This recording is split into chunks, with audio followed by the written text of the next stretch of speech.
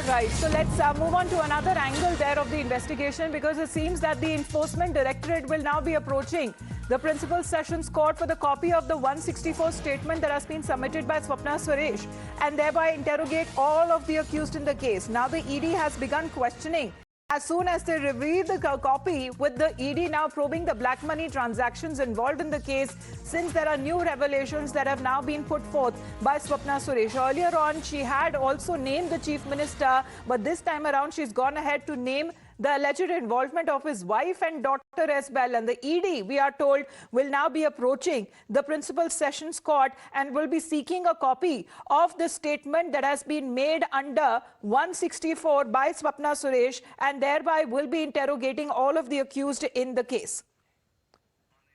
Going across now to Vivek Karindalam, getting us more details right now, because explosive revelations, Vivek, that has already been made by Swapna Suresh. How are we looking with the ED's involvement in the case with the furthering of the investigation?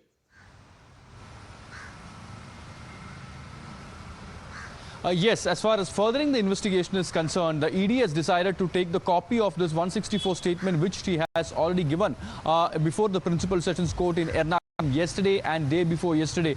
In that particular report, in that particular statement which she has given, she says that she has got a number of evidences and detailing which has gone into this scam right from 2016 onwards. Remember, she had made two instances. One where she has found that there were currencies inside a baggage that was supposed to be given to Chief Minister Pinarayi Vijayan, in Dubai, and that was done at the behest of M. Sivasankar, the then Principal Secretary. He was later suspended, and now he has again got back to the service.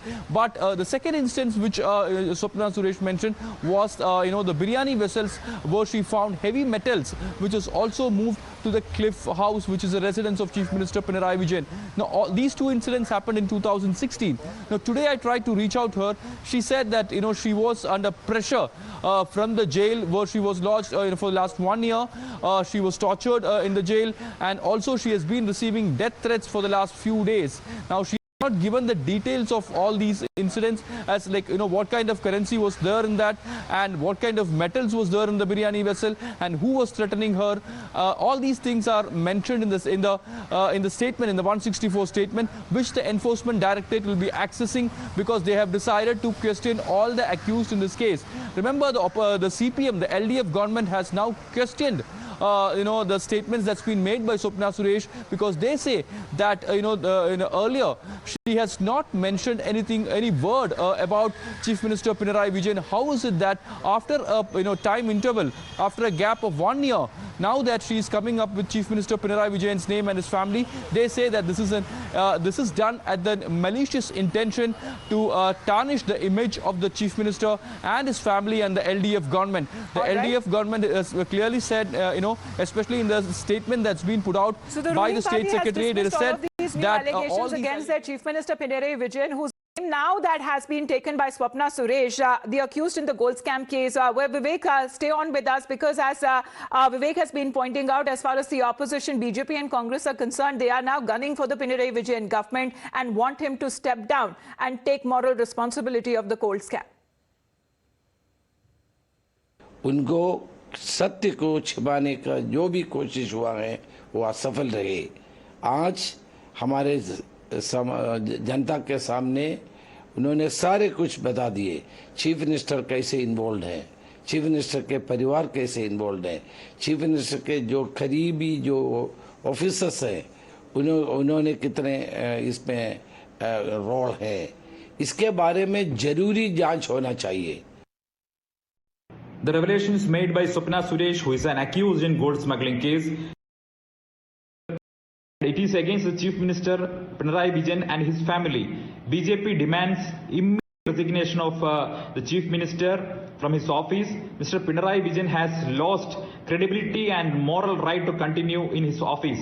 The left government in Kerala always tried to derail this investigation by putting false cases against the investigation officers. Now the Kerala people realize that their Chief Minister was a gold All right, Sandeep Warrior is with us on the broadcast as well. Sir, exactly now new revelations that are being made by the gold scam accused. However, she is maintaining that there is no difference in the statement that she has recorded. But no matter who is on the top position or below that person, including the Chief Minister, now she is naming him, his wife and his daughter. Yes, Swapna Suresh has made serious allegations against the Chief Minister and his family.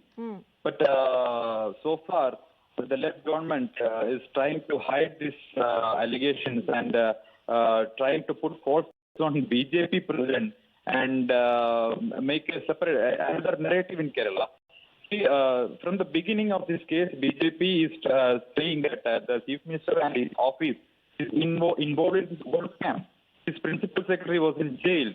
But the Chief Minister tried to protect all the culprits, including his principal secretary. After releasing from the jail on a bail, the principal secretary was reinstated in the service.